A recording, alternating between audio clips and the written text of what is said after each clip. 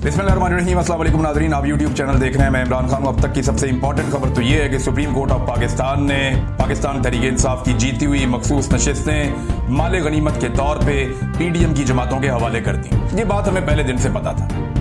देखिए, जब पहले सुप्रीम कोर्ट ऑफ पाकिस्तान ने पिछले साल फैसला दिया था तो उसके ऊपर अमल दरामद रुकवा दिया गया था, और ये अमल दरामद रोका था एस्टेब्लिशमेंट की ख्वाहिश के मुताबिक इलेक्शन कमीशन ऑफ पाकिस्तान ने।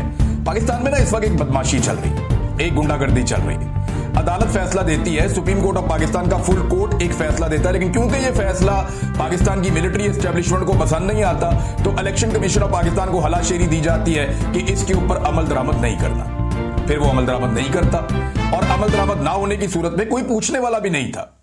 एक साल तक इस फैसले पर अमल दरामद नहीं हुआ, किसी ने नहीं पूछा, बल्कि नजरसानी आ गई। अब नजरसानी की अपील के अंदर जनाब कुछ था ही नहीं, लेकिन इसके बावजूद एक आईनी बेंच बनाया गया। और आईनी बेंच, आपको पता है कि 26वीं आईनी तरमीम के बाद अपनी मर्जी के लिए और अपनी मर्जी के फैसलों के लिए पाकिस्तान की एस्टेब्लिशमेंट ने आईनी बेंच बनाया था, जो पाकिस्तान की एस्टेब्लिशमेंट की मर्जी के मुताबिक फैसले करेगा। फिर अपनी मर्जी के जजेस भी अदालतों में पहुंचाए गए, जजेस की ट्रांसफर पोस्टिंग्स भी की गई। खास तौर पे सुप्रीम कोर्ट ऑफ पाकिस्तान और इस्लामाबाद हाई कोर्ट और पंजाब हाई कोर्ट जो लाहौर में है, लाहौर हाई कोर्ट, इनको पूरी तरह से कंट्रोल कर लिया गया पाकिस्तान की एस्टेब्लिशमेंट की जानिब से।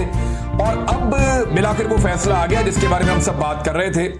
पाकिस्तान तहरीक इंसाफ की टोटल जो 78 नशिस्तें हैं सूबाई और कौमी असेंबली में, ये मखसूस नशिस्तें हैं, ये छीनकर उन जमातों को दे दी गई हैं जिन जमातों को अवाम ने मुस्तरद किया है। यानी एक तो जमात ऐसी है जिसकी टोटल 3 सीटें हैं, लेकिन उन 3 सीटों के साथ उन्हें 11 मखसूस नशिस्तें मिलेंगी।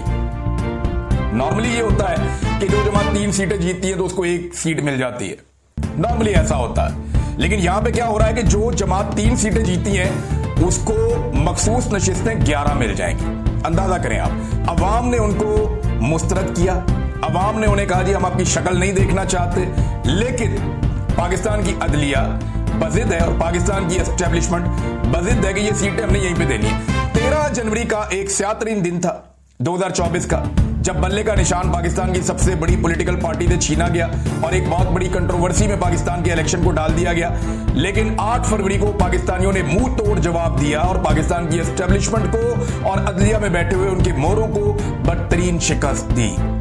अब ये जो 27 जून का दिन है, मुहर्रम की पहली तारीख है, इस्लामी साल का आगाज हो रहा है, और आगाज एक बहुत बड़ी नाइंसाफी के साथ हो रहा है। यानी इस्लामी साल के पहले दिन ही एक बड़ी नाइंसाफी की बुनियाद रख दी गई है। लेकिन ये जुल्म करने वाले एक बात याद रखें कि एक दिन हम सारे पाकिस्तानी मिलकर इन सारे मुजालिम का बदला लेंगे। इन तमाम चीजों का जवाब उन्हें देना पड़ेगा। अदलिया पर जो काला धब्बा लगा है वो तो लगा है, मगर याद रहे इसके असल किरदार ना सिर्फ बेनकाब होंगे बल्कि तारीख के कूड़ादान का हिस्सा बनेंगे। ये याद रखिएगा मेरी बात, ये आज मेरे अल्फाज आप याद रखिएगा। जो लोग ये गंद मार रहे हैं पाकिस्तानी कौम के साथ, इन्हें पाकिस्तानी कौम को जवाब देना पड़ेगा, और ये तारीख के हाथों बदतरीन रुसवाई का सामना भी करेंगे। ये अभी बिलावल को तो बहुत अच्छा लग रहा है ना, ऊपर से वो डेमोक्रेटिक बने हुए होते हैं कि जनाब हमें मुफ्त का माल मिल रहा है, माले गनीमत मिल रहा है, इलेक्शन कोई और जीता है, सीटें हम लेकर जाएंगे। अभी तो बहुत अच्छा लग रहा है, लेकिन एक वक्त आएगा कि ये लोग पछताएंगे। शरीफ खानदान का क्या कहना, वो तो शुरू से ही गोद में बैठने के आदी हैं, और वो गोद में ही आज भी बैठे हुए हैं। तो उन्हें तो मुफ्त के माल की आदत पड़ी हुई है, कभी इसके छापे में हाथ मार दिया, कभी इसके हाथ मार दिया, कभी यहां से लुटमार कर दी। तो बूट मालिश के साथ वो अपने इक्तदार को तूल देते रहते हैं, हमेशा देते रहते हैं। लेकिन ये सारे किरदार तारीख के कूड़ादान में जाएंगे और पाकिस्तानी एक दिन अपना हक जरूर लेंगे। पाकिस्तानियों को मायूस करने के लिए बार बार कहा जाता है कि ये तो कौम ही नहीं है, ये तो खड़े ही नहीं हो सकते, वो बंगाली तो कौम थे, वो इसलिए खड़े हो गए, वो तो अपना हक लेना जानते थे, ये कभी इकट्ठे नहीं हो सकते, और नहीं, ये नहीं, पाकिस्तान में कभी इंकलाब नहीं आ सकता, और नहीं, ये मुमकिन ही नहीं। ये सिर्फ और सिर्फ कौम को मायूस करने के लिए किया जाता है। पाकिस्तानी बेहतरीन कौम है, पाकिस्तान के हर कोने में गया हूं, पाकिस्तान के हर नस्ल के बंदे से मिला हूं, हर एरिया के लोगों से मेरी मुलाकात हुई है। पाकिस्तानी जबरदस्त लोग हैं, इनका कोई कंपैरिजन नहीं है, ये बेहतरीन लोग हैं। और एक दिन आएगा जब ये लोग अपना हक छीन लेंगे।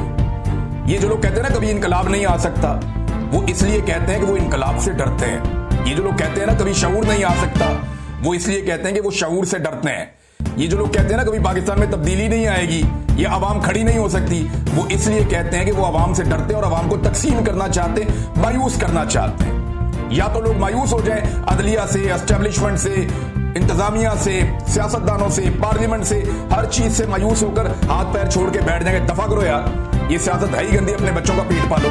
या तो लोग ये करें, और यही सूट करता है पाकिस्तान की एस्टेब्लिशमेंट को। आपने हार नहीं माननी। मेरी पाकिस्तानियों से गुजारिश है कि अपनी जिद्दोजहद जारी रखें। मेरी पाकिस्तानियों से गुजारिश है कि फोकस रखें इस बात के ऊपर कि बंद कमरों में फैसले नहीं होंगे। फोकस रखें इस बात के ऊपर कि एस्टेब्लिशमेंट पाकिस्तानियों के मुकद्दर का फैसला नहीं करेगी। अवामी मुंतखब नुमाइंदे ये फैसला करेंगे और मैंडेट का एहतराम होगा। पाकिस्तान में रूल ऑफ लॉ होगा। पाकिस्तान के अंदर आजादी इज़हार राय होगी। पाकिस्तान में जुल्म, जबर और फस्तायत ये सब कुछ खत्म होगा। इंसानी हकूक की पामालियां बंद होंगी और ये होगा और ये हम करेंगे। वो बड़ा जबरदस्त एक शेर सुनाया था एतजाद हसन साहब ने कि जबर का मौसम कब बदलेगा, हम बदलेंगे तब बदलेगा, और हम इंशाल्लाह इसे बदलेंगे। वक्त आ जाएगा, हो सकता है वो वक्त दूर हो, लेकिन वो वक्त आएगा जरूर, ये मेरा ईमान है। नाज़रीन, 7 जूनियर जजेस ने 8 सीनियर जजेस का अक्सरियती फैसला मुस्तरद कर दिया। यानी ये तो यही हो गया ना, जिसकी लाठी है उसकी भैंस है। एक जज साहब ये फरमा रहे थे कि मैं इदारे की खातिर अपनी मां की फातिहा छोड़कर आया हूं। काश वो इंसाफ कर पाते, इंसाफ की खातिर अपनी मां की फातिहा छोड़कर आते, और अगर वो इंसाफ करते तो उनकी वालदा को भी उन पे फख्र होता। उनकी वालदा उन पे फख्र करती हैं वहां आसमानों पे कि मेरे बेटे ने अगर मेरी फातिहा में नहीं बैठा तो उसने जाकर इंसाफ किया है, क्योंकि मुझे इस फैसले के अंदर इंसाफ दिखाई नहीं दे रहा। अवाम ने जिनको वोट दिया ये सीटें उनको मिलनी चाहिए थी। अवाम ने जिनको मुस्तरद किया ये सीटें उनको नहीं मिलनी चाहिए थी। ये सिंपल चीज है, आप अपना दिमाग तो अप्लाई करें। कोई एक आदमी मुझे बताए कि भाई जिन्हें लोगों ने वोट ही नहीं दिया उन्हें मखसूस नशिस्तें कैसे मिल जाएं, जिन्हें लोगों ने वोट दिया उनसे कैसे छीन ली जाएं। अब इसका नतीजा क्या होगा कि एक तो मखसूस नशिस्तें छीन गई पाकिस्तान तहरीक इंसाफ से, और दूसरा क्या होगा, दूसरा ये होगा कि सेनेट की सीटें भी इनकी कम हो जाएगी, और तीसरा कोशिश की जाएगी कि खैबर पख्तूनख्वा में पाकिस्तान तहरीक इंसाफ की हुकूमत गिरा दी जाए। और मैं आपको यकीन से कह रहा हूं कि इस सारे के पीछे पाकिस्तान की एस्टेब्लिशमेंट है और उनका पूरा रोल है।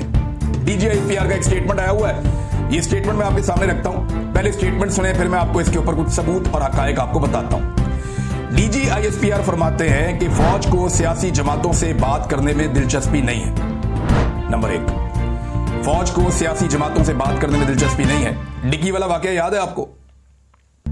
चुप चुप कर GHQ में लोग जाते थे, मुलाकातें करते थे। आज वो सियासतदान अपने मुंह से बताते हैं कि हम बाजुआ से जाकर मिलते थे ना। अभी थोड़े दिन पहले